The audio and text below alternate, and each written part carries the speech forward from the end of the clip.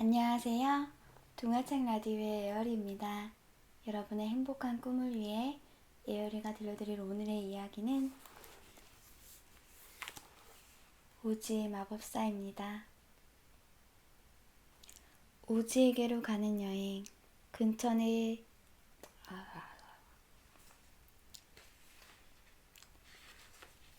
오지에게로 가는 여행. 근처에 집이 없었던 탓에 그날 밤 큰 나무 아래서 잘 수밖에 없었습니다. 다행히 울창한 나무가 가림막이 되어 이슬을 피할 수 있었습니다. 양철 나무꾼이 잘 나온 나뭇가지로 도로시가 불을 활활 지피자 몸이 따뜻해지면서 외로움도 조금 가시는 듯 했습니다. 도로시와 토토는 마지막 남은 빵을 먹었습니다. 내일 아침은 무엇을 먹어야 할지 도로시는 막막했습니다. 사자가 입을 열었습니다. 내가 숲에 들어가서 사슴이라도 잡아올까요? 사람들은 식성이 유별나서 익혀먹는 걸 좋아하니까 불에다 구워 먹으면 아침 식사로 그만일 거예요. 안 돼요. 제발 그러지 마세요. 불쌍한 사슴을 죽이면 내 눈에선 분명 눈물이 날 테고 그러면 턱이 또 느슬고 만다고요. 양철 나무꾼이 애원했습니다. 그래서 사자는 숲으로 들어가 혼자서 저녁을 해결했습니다. 사자가 말을 안 한 까닭에 무엇을 먹었는지는 아무도 몰랐습니다. 한편 허수아비는 호두가 잔뜩 열린 나무를 찾아내 도로시가 한동안 배를 굶지 않도록 바구니에 가득 담았습니다. 도로시는 허수아비가 정말 친절하고 생각이 깊다고 생각하면서도 허수아비가 호두를 주워 담는 모습이 너무 웃음깡스러워서 웃음이 터져 나왔습니다. 지푸라기 손은 둔하고 어설프기만 한데 호두는 워낙 작다 보니 담는 게 반, 흘리는 게 반이었습니다. 하지만 호수아비는 시간이 얼마나 걸리든 상관없었습니다. 혹시라도 불꽃에 집이 튀어 몸이 타면 어쩌나 불안하던 차에 불에서 떨어져 있을 좋은 구실이 되었습니다. 그래서 허수아비는 불가에서 계속 멀리 떨어져 있다가 도로시가 자리에 눕자 마른 잎을 덮어주러 딱 한 번 불가로 다가왔을 뿐이었습니다. 마른 잎 이불이 포근하고 따뜻하게 몸을 감싸준 덕에 도로시는 아침까지 단잠을 잤습니다. 날이 밝자 도로시는 작은 시내에서 얼굴을 씻었고 곧 다 함께 에메랄드 시를 향해 길을 떠났습니다. 이날 여행자들은 많은 일을 겪게 될 터였습니다. 걸은 지 1시간도 채 안 지났을 때 커다란 도랑이 길을 막았습니다. 도랑을 사이에 두고 숲이 반으로 나뉘어져 있었습니다. 도랑은 넓이가 어마어마했고 도랑가로 조심조심 다가가 물속을 들여다보니 깊기도 엄청 깊은 것이 바닥엔 크고 뾰족한 바위까지 가득했습니다. 도랑 기슭은 또 어찌나 가파른지 내려갈 수조차 없었습니다. 다들 여행을 여기서 끝내야 하는 게 아닌가 하는 생각이 한순간 들었습니다. 이제 어쩌면 좋죠? 도로시가 절망적으로 물었습니다. 아무 생각도 안 나는걸요? 양철 나무꾼이 대답했습니다. 사자는 갈기를 흔들며 생각에 잠긴 표정을 지었습니다. 그때 허수아비가 입을 열었습니다. 확실한 건 우리가 날아서 건널 순 없다는 거예요. 그렇다고 이 넓은 도랑 속으로 들어갈 수도 없지요. 그러니 뛰어넘지 않는다면 여행은 여기서 끝나는 거예요. 그러자 겁쟁이 사자가 신중하게 거리를 가늠해보며 말했습니다. 난 뛰어넘을 수 있을 것 같아요. 그러면 우리 모두 건널 수 있어요. 사자님이 우리를 등에 하나씩 태우고 도랑을 건너는 거예요. 좋아요. 한번 해보죠. 누가 처음 타겠어요? 허수아비가 나섰습니다. 내가 먼저 하지요. 혹시라도 잘못되면 도로시는 목숨을 잃게 되고 양철 나무꾼은 바위에 부딪혀 심하게 찌그러져 버릴 거예요. 하지만 나는 떨어져도 다칠 염려가 없으니 괜찮을 거예요. 그러자 겁쟁이 사자가 대꾸했습니다. 나도 빠질까봐 정말 무서워요. 하지만 다른 방법이 없는 것 같네요.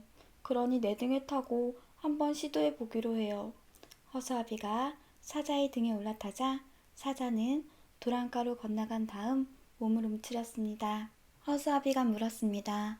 왜 멀리서 달려와 넘지 않아요? 우리 사자들은 그렇게 하지 않거든요. 말을 마친 사자가 펄쩍 뛰어오르더니 허공을 날아 맞은편 도랑가에 안전하게 도착했습니다. 사자가 얼마나 간단하게 뛰어넘던지 다들 크게 기뻐했습니다. 허수아비가 등에서 내리자 사자는 다시 도랑을 훌쩍 뛰어넘었습니다. 이제 자기 차례라고 생각한 도로시는 토토를 품에 안은 채 사자의 등에 올라탄 다음 한 손으로 갈기를 꼭 움켜쥐었습니다. 다음 순간 도로시는 하늘을 나는 기분을 느꼈습니다. 하지만 미처 생각할 틈도 없이 맞은편에 안전하게 도착했습니다. 사자는 세 번째로 도랑을 건너 양철 나무꾼을 태우고 돌아왔습니다. 연거푸 뛰느라 숨차하는 사자를 위해 다들 잠시 동안 쉬어가기로 했습니다.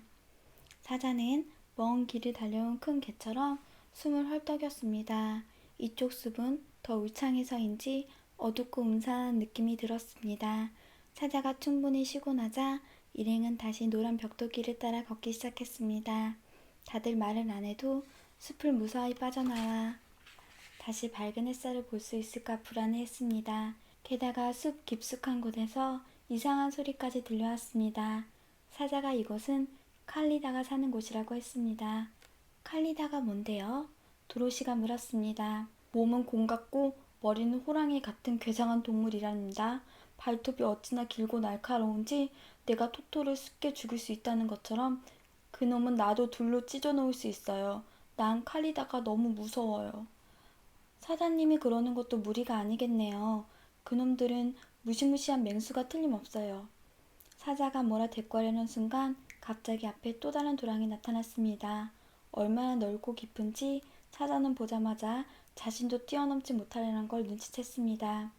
그래서 다들 방법을 찾기 위해 한자리에 모여 앉았습니다. 곰곰이 생각에 잠겨있던 허수아비가 마침내 입을 열었습니다. 도랑 가까이에 큰 나무가 하나 보이죠? 양철 나무꾼이 그 나무를 넘어뜨리면 맞은편 두 개 닿게 돼요. 그러면 쉽게 건널 수 있을 거예요. 사자가 말했습니다. 정말 멋진 생각이에요. 당신 머리에 뇌가 아닌 지푸라기가 들어있다고 누가 생각하겠어요? 양철 나무꾼이 곧 일을 시작했습니다. 도끼가 워낙 날카로워 순식간에 나무 둥치가 간당간당해졌습니다. 그러자 사자가 튼실한 앞다리를 나무에 대고 있는 힘껏 밀었습니다. 커다란 나무가 천천히 기울어지는가 싶더니 우지끈 하고 도랑 건너편으로 쓰러졌고 나무 꼭대기가 맞은편 두 개 걸쳐졌습니다. 그런데 도로시와 친구들이 이 희한한 나무 다리를 막 건너려는 순간 어디선가 날카로운 웃음소리가 들려왔습니다. 황급히 고개를 돌린 일행은 곰 몸뚱이에 호랑이 머리를 한 맹수 두 마리가 이쪽으로 달려오는 것을 발견했습니다. 모두들 등골이 오싹해졌습니다. 칼리다예요. 겁쟁이 사자가 덜덜 떨며 외쳤습니다. 서둘러요. 빨리 건너요. 허수아비가 재촉했습니다. 도르시가 토토를 안고 앞장서고 양철 나무꾼과 허수아비가 차례로 그 뒤를 따랐습니다. 사자는 겁이 나긴 했지만 칼리다 쪽으로 몸을 돌리고는 기가 찢어질 정도로 크고 무시무시한 소리를 내뱉었습니다. 그 서슬에 도로시가 비명을 질렀고 허수아비는 뒤로 나자빠졌으며 맹렬히 달려오던 칼리다드도 멈칫하며 놀란 눈으로 사자를 쳐다보았습니다. 하지만 자기들이 사자보다 덩치가 큰 데다 사자는 혼자고 자기들은 둘이라는 사실을 떠올리고는 다시 앞으로 달려들었습니다. 사자는 나무더리를 건넌 다음 칼리다들이 어쩌나 지켜보았습니다. 칼리다들이 머뭇거리지도 않고 나무다리를 건너기 시작했습니다. 사자가 도로시를 보며 말했습니다. 이젠 틀렸어요. 저놈들은 날카로운 발톱으로 우리 산산이 찢어놓을 게 뻔해요. 그래도 내 뒤에 다 바싹 붙어 있어요. 내가 죽을 때까지 싸우겠어요. 그때 허수아비가 소리쳤습니다. 잠깐만요. 이리저리 방법을 굴리하던 허수아비는 양철 나무꾼에게 두 개 걸쳐져 있는 나무의 끝을 잘라버리라고 부탁했습니다. 말이 끝나기가 무섭게 양철 나무꾼이 도끼를 휘둘렀고 칼리다들이 다리를 거의 다 건너왔을 쯤 나무가 뿌지직 소리를 내며 도랑으로 떨어졌습니다. 그러자 나무 위에 있던 추악한 짐승들도 울부짖으며 도랑으로 곤두박질 쳤고 바닥에 있던 뾰족한 바위에 부딪혀 몸이 갈기갈기 찍히고 말았습니다. 겁쟁이 사자가 안도의 숨을 길게 내쉬며 말했습니다. 좀 더 살게 돼서 기쁘군요. 죽는다는 건 확실히 끔찍한 일이니까요. 얼마나 겁이 났는지 아직도 심장이 펄떡펄떡 뛰네요. 양철 나무꾼이 말했습니다. 아, 나도 그렇게 뛰는 심장이 있다면.